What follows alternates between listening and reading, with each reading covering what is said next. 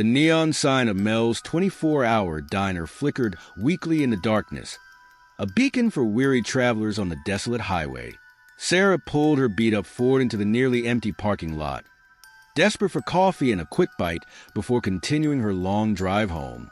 The night was unusually quiet, with only the occasional hoot of an owl breaking the silence. As she stepped out of her car, a chill ran down her spine. Something about this place felt off, but she couldn't put her finger on it. Maybe it was the way the shadows seemed to move at the corner of her vision, or the faint whispers she thought she heard on the wind. Sarah shook her head, attributing her unease to fatigue from the long drive. The bell above the door chimed as she entered, the smell of grease and burnt coffee assaulting her senses. An elderly waitress with a name tag reading Dolores greeted her with a tired smile. "Sit anywhere you like, hon. I'll be right with you." The woman's voice was raspy, as if she'd been smoking for decades. Sarah slid into a worn vinyl booth, absent-mindedly flipping through the sticky menu. The diner was eerily quiet, save for the soft crooning of an old country song on the jukebox.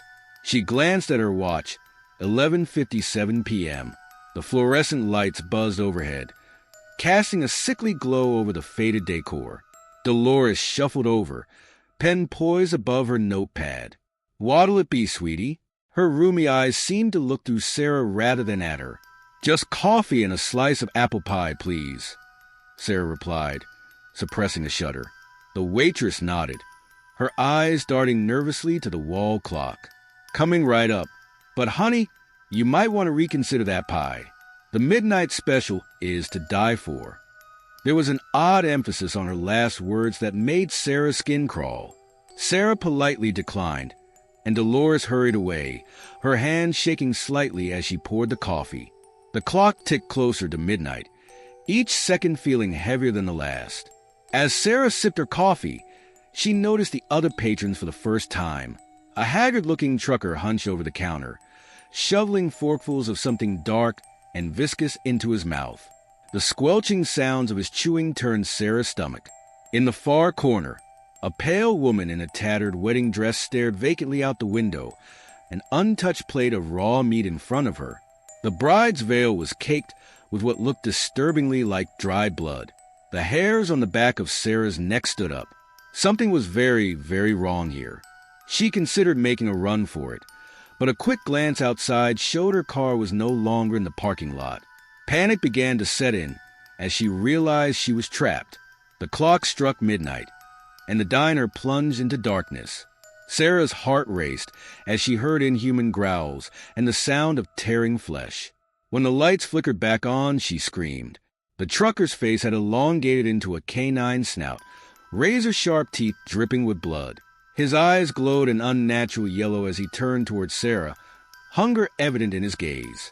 The bride's head had twisted completely backwards, her mouth now a gaping maw filled with needle-like teeth. She crawled across the ceiling like a demented spider, inching closer to Sarah's booth. And Dolores, dear God, Dolores was nothing but a withered husk, her skin hanging loosely from her skeletal frame. Her fingers had elongated into cruel talons, and her jaw unhinged like a snake's, revealing row upon row of serrated teeth. "I told you to try the midnight special, dearie," Dolores cackled, her voice now a raspy wheeze. "But don't worry, you'll do nicely as a substitute." Sarah bolted for the door, but it wouldn't budge. The creatures closed in, their eyes glowing with hunger. She squeezed her eyes shut, praying this was just a nightmare. The stench of decay and rot filled her nostrils as she felt hot breath on the back of her neck. The sound of shattering glass made her open them again. A man in a leather jacket stood framed in the broken window, a sawed-off shotgun in his hands. "Get down!" he yelled, firing a round of rock salt at the monstrous bride. Sarah didn't need to be told twice. She hit the floor as the stranger expertly dispatched the creatures with practiced ease. The trucker-turned-werewolf howled in agony as silver buckshot tore through its chest. The bride screeched and withered, crumbling to dust as holy water splashed across her twisted form. Dolores lunged at the newcomer, but he was faster, decapitating her with a silver blade that gleamed in the fluorescent light. When it was over, he helped Sarah to her feet. The diner was a disaster zone, covered in ichor and the remains of the unholy creatures. "You okay, miss?" he asked, his eyes scanning the diner for any remaining threats. Sarah nodded, still trembling. What were those things?" The man sighed heavily. "Cursed souls, bound to this place. They feed on unsuspecting travelers every midnight. I've been hunting them for years, but they always come back." He led her outside to where a sleek black car was parked. "I'm John, by the way. Let's get you out of here. But a word of advice, next time you're on this stretch of road, keep driving. No matter how tired or hungry you are, don't stop. Because in places like this, you never know what's really on the menu." As they drove away, Sarah looked back at the diner. For a moment, she thought she saw Dolores in the window, waving goodbye with a skeletal hand. Then the neon lights flickered out, leaving nothing but darkness behind. John noticed her staring and spoke softly. "The curse is tied to the land. By this time tomorrow, the diner will be back, good as new, ready to lure in more victims." "How is that possible?" Sarah asked, her voice barely a whisper. John's grip tightened on the steering wheel. "There are older, darker things in this world than most people realize. Things that hunger. Things that were here long before us and will be here long after we're gone. All we can do is fight them, one battle at a time." As they sped down the highway, Sarah couldn't shake the feeling that her life had changed irrevocably. The world suddenly seemed much larger, much darker, and infinitely more terrifying than she had ever imagined. And somewhere behind them, in the darkness, a neon sign flickered to life once more, beckoning to lonely travelers with the promise of hot coffee and the midnight special. Jake stumbled into Lou's diner, his head pounding from one too many beers at the bar down the street. The fluorescent lights buzzed overhead, casting a harsh glow on the worn linoleum floor. The place was deserted except for a bored-looking waitress, scrolling through her phone behind the counter. "We're closing in 10 minutes, she said without looking up, her voice flat and disinterested. Jake grunted in acknowledgement, making his way to the last booth on the left. He just needed to sit down for a few minutes and sober up before calling a cab. The world spun slightly as he walked, his footsteps echoing in the empty diner. As he slid into the booth, Jake noticed something odd. The vinyl seat was warm, as if someone had just been sitting there. He shrugged it off, chalking it up to his alcohol-addled brain playing tricks on him. Still, a nagging feeling of unease settled in the pit of his stomach. The waitress appeared with a glass of water and a menu, her movements mechanical and her eyes never quite meeting Jake's. "Last call. You want anything?" Jake shook his head and she shrugged, walking away. He took a sip of water, trying to clear his foggy mind. That's when he noticed the writing on the table. Carved into the wooden surface were dozens of messages, some old and faded, others looking freshly etched. Jake leaned closer, squinting to read them in the dim light. The more he read, the more his blood ran cold. "Help me. IT won't let me leave. I've been here for years." A chill ran down Jake's spine. He told himself it was just stupid graffiti, probably done by bored teenagers. But as his eyes scanned the table, the messages became more frantic, more terrifying. "IT feeds on our fear. The booth is alive. Once you sit, you never truly leave." Jake's heart began to race. He tried to stand up, but to his horror, he couldn't move. It was as if the vinyl seat had melted around him, fusing him to the booth. Panic set in as he struggled against the unseen force holding him in place. "Hey!" he called out to the waitress, his voice cracking with fear. "I'm stuck. Can you help me?" But when he looked up, the diner had changed. The cheerful 50s decor had been replaced by rotting walls and shattered windows.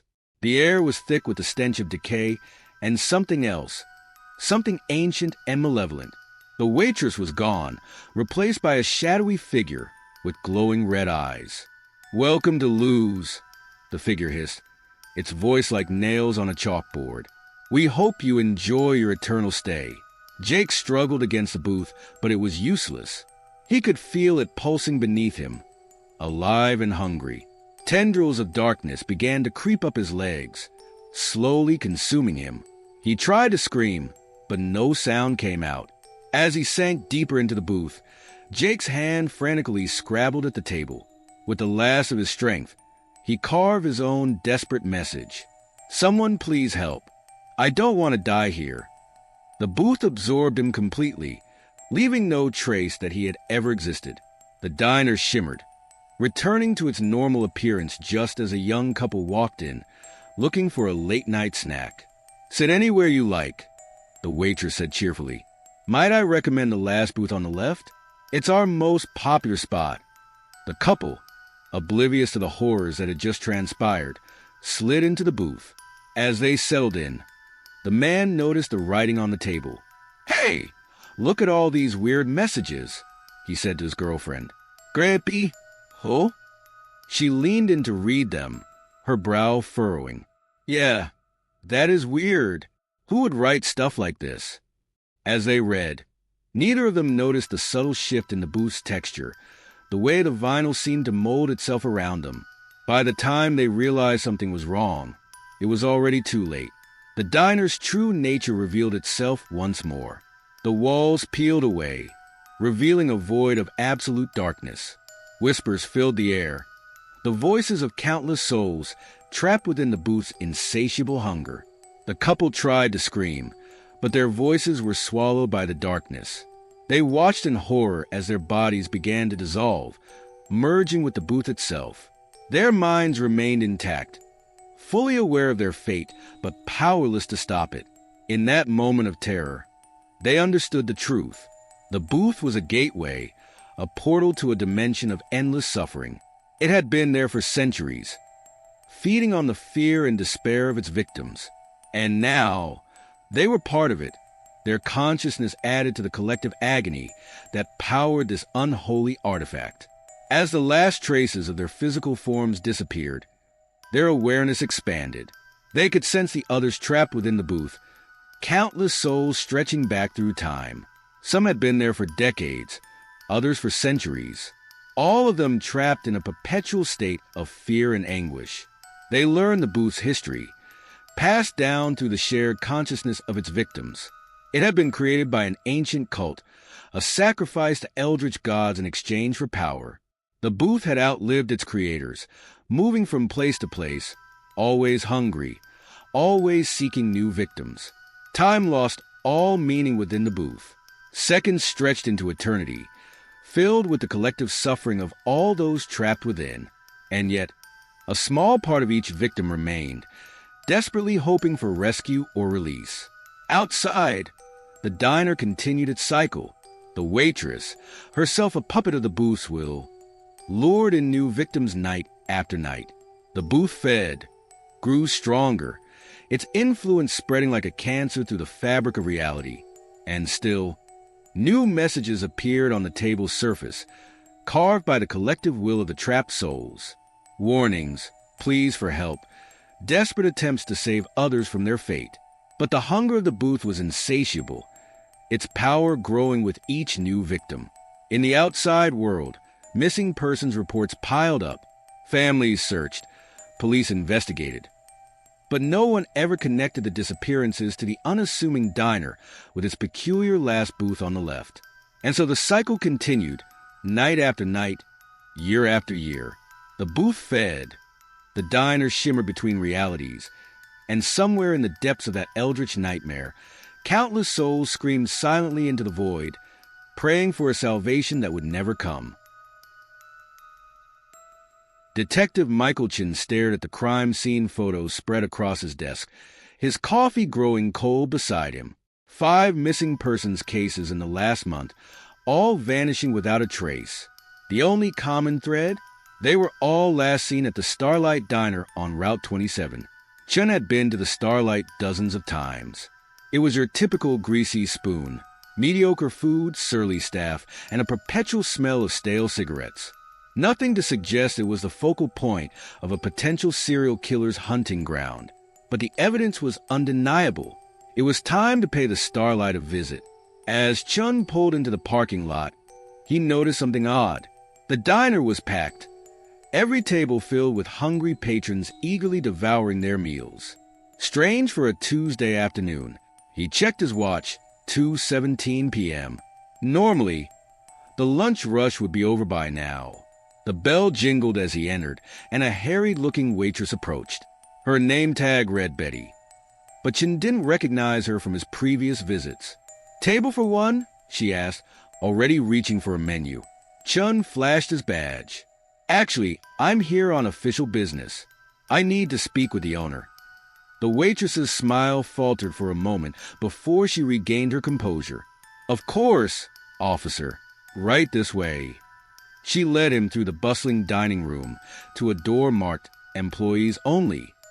The closer they got to the kitchen, the more uneasy Chin felt. There was something off about the patrons. Their movements were too synchronized, their chewing too rhythmic.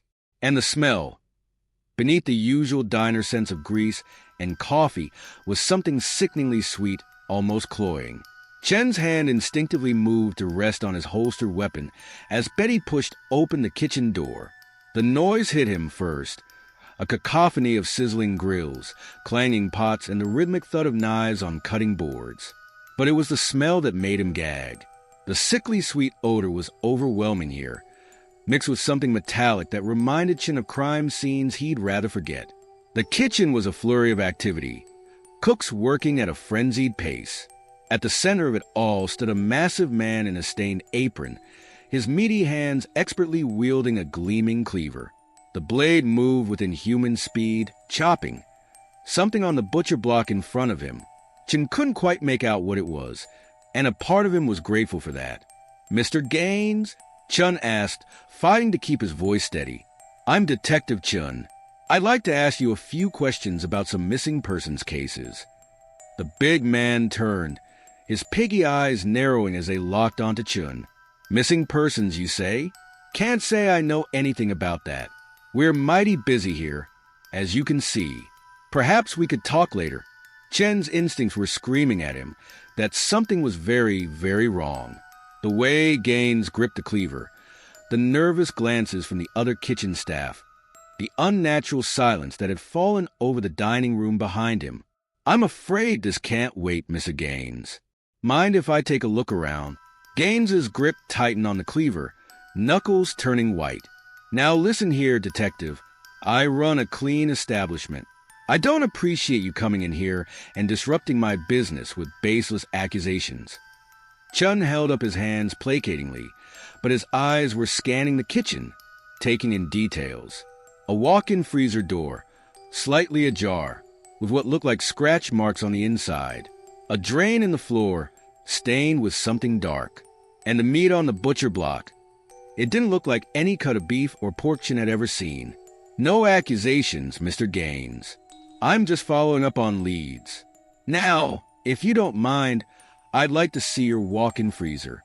The kitchen fell silent, all eyes turning to Gaines. The big man's face contorted with rage, a vein pulsing in his forehead. "I said, get out!" He lunged at Chun with the cleaver, but the detective was faster. He ducked under the swing, drawing his weapon in one smooth motion. GCPD, everyone on the ground now. Chaos erupted. Cooks brandished knives, pots and pans clattered to the floor, and from the dining room came an inhuman shriek that made Chen's blood run cold. He risked a glance over his shoulder and immediately wished he hadn't. The patrons were transforming, their flesh bubbling and melting like wax. Limbs elongated into razor-sharp appendages, mouths split open to reveal rows of needle-like teeth. What had once been a diner full of people was now a writhing mass of monstrosities. "What the hell?" Chun gasped, firing a warning shot into the ceiling. Plaster rained down, mixing with the acrid smoke now filling the air. Gaines laughed, a wet, gurgling sound that was more animal than human. "You really shouldn't have come here, detective. But don't worry, you'll make a fine addition to today's special." The monstrous chef's body began to twist and contort, growing to an impossible size. His skin split open, revealing pulsating organs and writhing tentacles. Chun emptied his clip into the abomination, but the bullets seemed to have no effect. They sank into Gaines's flesh with wet thuds, only to be pushed out moments later as the wounds healed instantly. Tentacles burst from Gaines's back, whipping towards Chun with lightning speed. The detective dove for the exit, but he knew he was hopelessly outnumbered. The dining room was a scene from a nightmare. Former patrons now fused together into a pulsating mass of flesh and teeth. As he ran through the parking lot, he could hear the sound of shattering glass and inhuman roars behind him. He jumped into his car, fumbling with the keys as tentacles slithered across the hood, leaving trails of acidic slime that ate through the paint. The engine roared to life, and Chin peeled out of the parking lot, his tires squealing in protest. In his rear-view mirror, he saw the diner shimmer and fade, like a mirage in the desert. Within seconds, it had vanished completely, leaving nothing but an empty lot behind. Chen's hand shook as he reached for his radio. "Dispatch! This is Detective Chun. I'm going to need backup. A lot of backup. And someone get me the number for the FBI's paranormal division. You're not going to believe what I just saw." As he sped down the highway, Chin couldn't shake the feeling that this was far from over. Whatever was happening at the Starlight Diner, it was clear that the specials on the menu were far more sinister than anyone could have imagined. Days passed, and despite Chin's frantic reports and pleas for an investigation, no evidence of the horrors he witnessed could be found. The empty lot where the Starlight Diner had stood remained just that, empty. His superiors began to question his mental state, suggesting he take some time off. But Chin couldn't let it go. He spent his nights poring over missing persons reports, tracking patterns across the country. And slowly, a terrifying picture began to emerge. The Starlight wasn't an isolated incident. Similar disappearances clustered around diner locations all over the map, each operating for a short time before vanishing without a trace. Chin realized he was up against something far bigger and more ancient than he could have imagined, an entity that fed on human flesh and fear, moving from place to place, always hungry, always hunting. And he was the only one who knew the truth.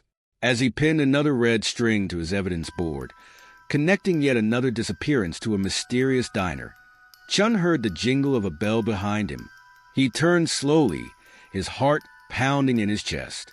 There, in the corner of his living room, stood a gleaming chrome and neon diner booth. The vinyl seats glistened invitingly, and a laminated menu sat on the table. At the top, in bold letters, it read, "Today's Special Detective." Chun reached for his gun, but his arms felt leaden. The scent of coffee and that sickly sweet odor filled the air. As he struggled to move, to cry out, to do anything, he heard Gaines's gurgling laugh echoing from everywhere and nowhere. "Welcome back, Detective," the voice said. "Your table is ready. We hope you enjoy your eternal stay at the Starlight Diner. Today's special is to die for." The room began to fade, reality twisting and warping around Chin. His last conscious thought was a desperate hope that someone would see his evidence, would continue the fight.